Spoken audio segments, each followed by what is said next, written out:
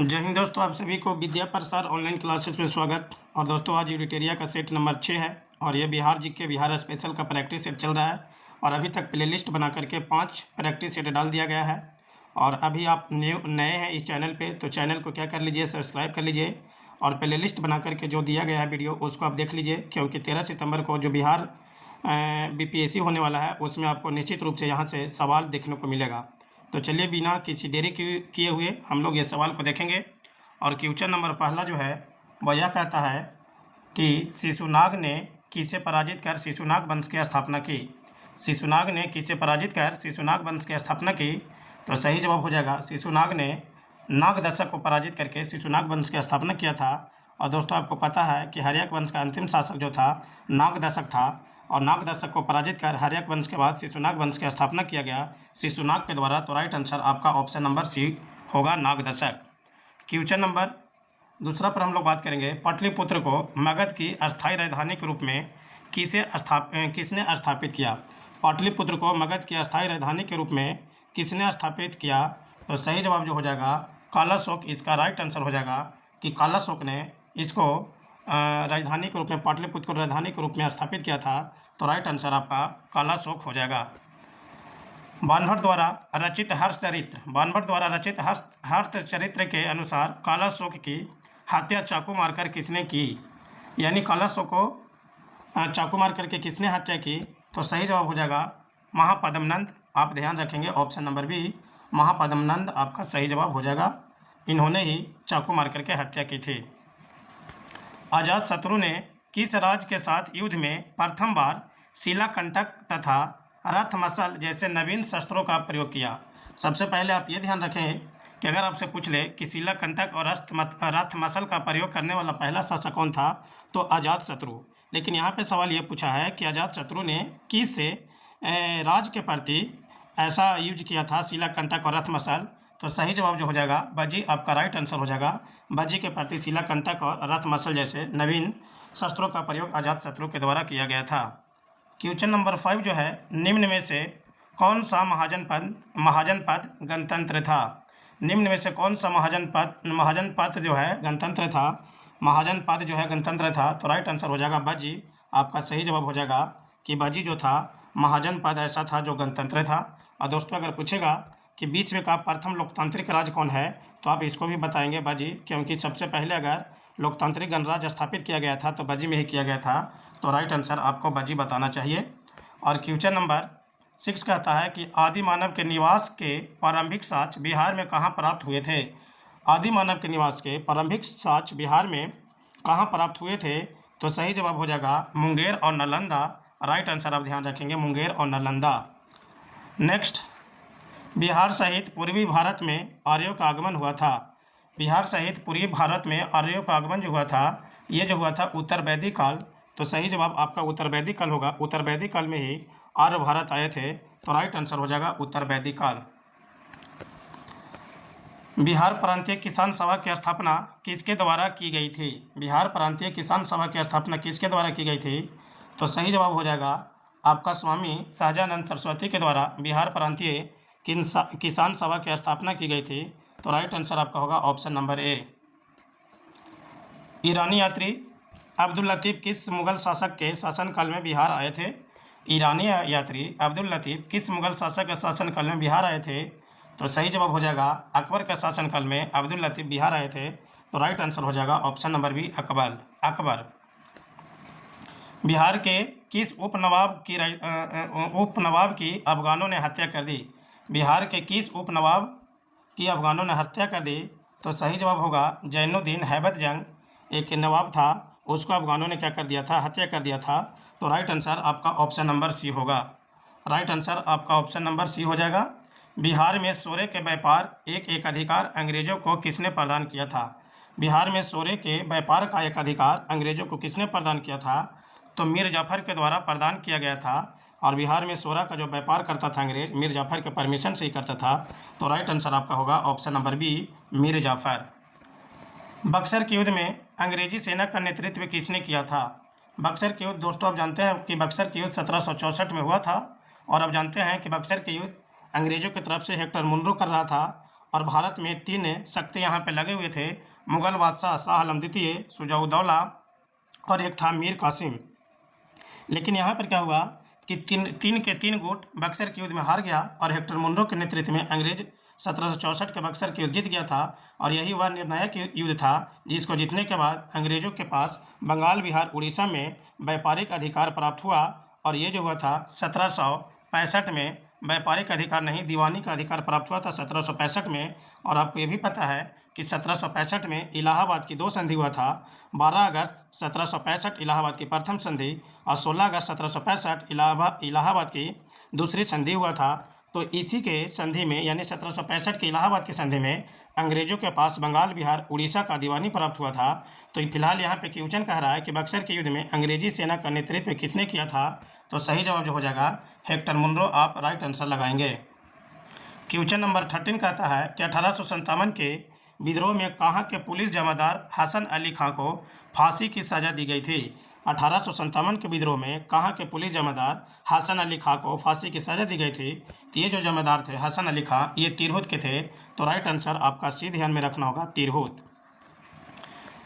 निम्न में से कौन बिहार में होम रूल लीग से संबंध नहीं रखते हैं।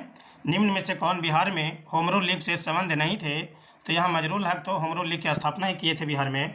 हुसैन खां इससे संबंधित थे, लेकिन Rajendra Prasad home rule league से संबंध नहीं रखते हैं। तो राइट आंसर जो हो जाएगा आपका ऑप्शन नंबर सी हो जाएगा, डॉक्टर राजेंद्र प्रसाद।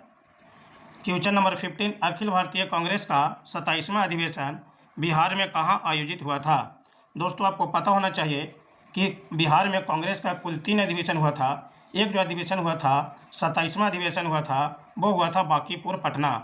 कहाँ पर हुआ था? बांकीपुर पटना में हुआ था। और एक जो 37वां अधिवेशन हुआ था वो हुआ था गया में। कहाँ हुआ था? गया में। और एक जो अधिवेशन हुआ था 54वां अधिवेशन हुआ था वो हुआ था रामगढ़ में, यानी आज वर्तमान समय में ये है झारखंड में। अब आपको ध्यान ये देना है कि 27वां जो अधिवेशन पटना में हुआ ये कब हुआ था? तो 1912 में हुआ था। और 37वां जो अधिवेशन हुआ था 1922 में हुआ था। और 54वां जो अधिवेशन हुआ था 1940 में हुआ था। जो पटना में अधिवेशन हुआ था उसका अध्यक्ष RN माधोलकर थे। और जो गया में अधिवेशन हुआ था उसका अध्यक्ष CR दास, चितरंजन दास थे। और जो रामगढ़ में अधिवेशन हुआ था उसका अध्यक्ष जो थे डॉक्टर अबुल कलाम आज़ाद थे। और आपको ये भी पता है कि कांग्रेस का सबसे युवा जो थे अध्यक्ष अबुल कलाम आज़ाद को माना जाता है। तो फिलहाल यहाँ पे 37वां अधिवेशन पूछा है, तो 37वां अधिवेशन का राइट आंसर जो हो जाएगा गया में हुआ था। और इसका अध्यक्ष कौन थे? तो CR दास थे। तो आप इस बात को ध्यान में रखेंगे। क्वेश्चन नंबर 16 देखेंगे कि बिहार में राजनैतिक पीढ़ी दिवस कब मनाया गया है। बिहार में राजनैतिक पीढ़ी दिवस कब मनाया गया है? तो 10 अगस्त 1929 को बिहार में राजनैतिक पीढ़ी दिवस मनाया जाता है। तो राइट आंसर आपका ऑप्शन नंबर ए सही जवाब हो जाएगा। क्वेश्चन नंबर 17, 1934 में पटना में स्थापित बिहार सोशलिस्ट पार्टी के सचिव कौन थे। 1934 में पटना में स्थापित बिहार सोशलिस्ट पार्टी के सचिव कौन थे। तो यहाँ पर सचिव की बात कर रहा है तो आचार्य नरेंद्र देव, इसका सही जवाब हो जाएगा आपका ऑप्शन नंबर सी सही जवाब हो जाएगा, आचार्य नरेंद्र देव। मुंगेर में सविनय अवज्ञा आंदोलन के नेतृत्व किसने किया। मुंगेर में सविनय अवज्ञा आंदोलन का नेतृत्व किसने किया। तो मुंगेर से जो सविनय अवज्ञा आंदोलन का नेतृत्व कर रहे थे श्री कृष्ण सिंह कर रहे थे। तो राइट आंसर आपका ऑप्शन नंबर सी ध्यान रखना होगा, श्री कृष्ण सिंह। बिहार प्रदेश कांग्रेस कमेटी के प्रथम अध्यक्ष कौन थे। बिहार प्रदेश कांग्रेस कमेटी का प्रथम अध्यक्ष जो थे हसन इमाम साहब थे। तो राइट आंसर जो हो जाएगा बिहार प्रदेश कांग्रेस कमेटी के प्रथम अध्यक्ष हसन इमाम होंगे। राइट आंसर आपका ऑप्शन नंबर सी होगा। बिहार में स्वराज दल का गठन किसकी अध्यक्षता में हुआ। बिहार में स्वराज दल के अधिवेशन किसकी अध्यक्षता में हुआ। तो राइट आंसर जो हो जाएगा नारायण प्रसाद की अध्यक्षता में स्वराज दल का अध्यक्षता हुआ था। तो राइट आंसर नारायण प्रसाद आप ध्यान रखेंगे। पटना में स्थापित अनुशीलन समिति की शाखा के संचालन का दायित्व किसको सौंपा गया था। पटना में स्थापित अनुशीलन समिति की शाखा के संचालन का दायित्व किसको सौंपा गया था। तो अनुशीलन समिति के जो दायित्व सौंपा गया था सचिंद्रा नाथ सन्याल को सौंपा गया था। तो राइट आंसर आपका हो जाएगा सचिंद्रा नाथ सन्याल। तो आप याद रखेंगे ऑप्शन ए आपका सही जवाब हो जाएगा, सचिंद्रा नाथ सन्याल। बहावी आंदोलन का मुख्य केंद्र था। बहावी आंदोलन का मुख्य केंद्र जो था वो पटना है। तो राइट आंसर आपको ऑप्शन नंबर सी ध्यान रखना है कि पटना बहावी आंदोलन का मुख्य केंद्र था। तो राइट आंसर आपका पटना हो जाएगा, ऑप्शन नंबर सी। दी बिहार हेराल्ड के संपादक निम्न में से कौन थे? दोस्तों आपको पता है कि दी बिहार हेराल्ड जो है बिहार के प्रथम अंग्रेजी समाचार पत्र है, और ये जो समाचार पत्र था ये था साप्ताहिक समाचार पत्र। लेकिन अगर दैनिक अंग्रेजी समाचार पत्र पूछ ले बिहार का तो बताइएगा द सर्च लाइट। क्या बताइएगा? द सर्च लाइट जो है ये जो है बिहार का प्रथम अंग्रेजी समाचार पत्र है जो दैनिक है। फिलहाल यहाँ पे द बिहार हेराल्ड के संपादक पूछा है तो गुरु प्रसाद सेन आप बताएंगे बिहार हेराल्ड का संपादक कौन है? गुरु प्रसाद सेन। लेकिन दोस्तों अगर ये पूछ ले कि बिहार में प्रथम हिंदी समाचार पत्र कौन था तो बिहार बंधु था, और ये भी जो था साप्ताहिक था। लेकिन अगर दैनिक हिंदी समाचार पत्र पूछे तो आप बताएंगे सर्वहितैषी। आपको ध्यान रखना चाहिए सर्वहितैषी और दीनबंधु के बिहार बंधु और सर्वहितैषी के बारे में भी आपको ध्यान रखना चाहिए। फिलहाल यहाँ पे दी बिहार हेराल्ड के संपादक पूछ रहा था तो गुरु प्रसाद सेन आप सही जवाब बताएंगे। बिहार के क्रांतिकारी नेता खुदीराम बोस को फांसी कब दी गई थी? बिहार के क्रांतिकारी नेता खुदीराम बोस को फांसी कब दी गई थी? तब खुदीराम बोस को जो फांसी दी गई थी 11 अगस्त 1908 को खुदीराम बोस को फांसी दी गई थी। एक्चुअली में हुआ क्या था कि 1908 में मुजफ्फरपुर बम कांड हुआ था, और मुजफ्फरपुर बम कांड दो लोगों के द्वारा किया गया था। एक तो थे खुदीराम बोस और दूसरा थे प्रफुल्ल चाकी। प्रफुल्ल चाकी मुजफ्फरपुर बम कांड के बाद अपने आप को गोली मार करके हत्या कर लिए, लेकिन खुदीराम बोस को समस्तीपुर रेलवे स्टेशन से गिरफ्तार कर लिया गया था और इनको 11 अगस्त 1908 को फांसी दिया गया था। तो आप ध्यान रखेंगे 11 अगस्त 1908 खुदीराम बोस को फांसी की सजा दी गई थी। किसकी अध्यक्षता में वर्ष 1937 में छात्रों के राजनीति में रुचि लेने के लिए अखिल भारतीय छात्र दिवस मनाया गया? यानी अखिल भारतीय छात्र दिवस जो मनाया गया किसकी अध्यक्षता में मनाया गया? तो राम वृक्ष बेनीपुरी के अध्यक्ष में मनाया गया अखिल भारतीय छात्र दिवस। तो राइट आंसर जो हो जाएगा राम वृक्ष बेनीपुरी। आप सही ध्यान रखें, आप सही जवाब का ध्यान रखेंगे राम वृक्ष बेनीपुरी। 11 अगस्त 1942 को पटना में हुए सचिवालय गोलीकांड में निम्न में से कौन से व्यक्ति शामिल थे? दोस्तों सचिवालय गोलीकांड में 7 व्यक्ति शामिल थे, जिसमें से रमाकांत प्रसाद सिंह थे, रामानंद भी थे, लक्ष्मण दास भी थे। तो यहाँ पे तीनों जो हो जाएगा आपका ऑप्शन हो जाएगा। तो राइट आंसर जो होगा आपका ऑप्शन नंबर डी हो जाएगा, ऑप्शन नंबर डी हो जाएगा।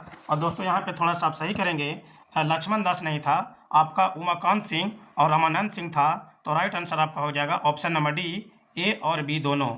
और दोस्तों आपको 7 व्यक्ति का नाम पिछले किसी सेट में मेरे द्वारा बता दिया गया है, आप देख लेंगे। ऐसे मैं बता दे रहा हूँ कि 7 व्यक्ति का नाम क्या था। तो एक का नाम था उमाकांत प्रसाद सिंह, एक का नाम था रामानंद सिंह, एक का नाम था देवीपद, एक का नाम था रामानंद सिंह हो गया। फिर से सुन लीजिए, उमाकांत प्रसाद सिंह, रामानंद सिंह, सतीश सचिंद्र झा, जगपति कुमार, देवीपद चौधरी, राजेंद्र सिंह और राव गोविंद सिंह जो थे, ये 7 व्यक्ति थे जिनको 11 अगस्त 1942 में पटना गोलीकांड में गोली मार करके हत्या कर दी गई थी अंग्रेजों के द्वारा। तो यहाँ पर जो आपका ऑप्शन होगा आपका ऑप्शन नंबर 20 सही जवाब हो जाएगा। उमाकांत प्रसाद सिंह और रामानंद ये गोलीकांड में उपलब्ध थे। 2011 के जनगणना के अनुसार बिहार के किस जिला का लिंगानुपात सर्वाधिक है?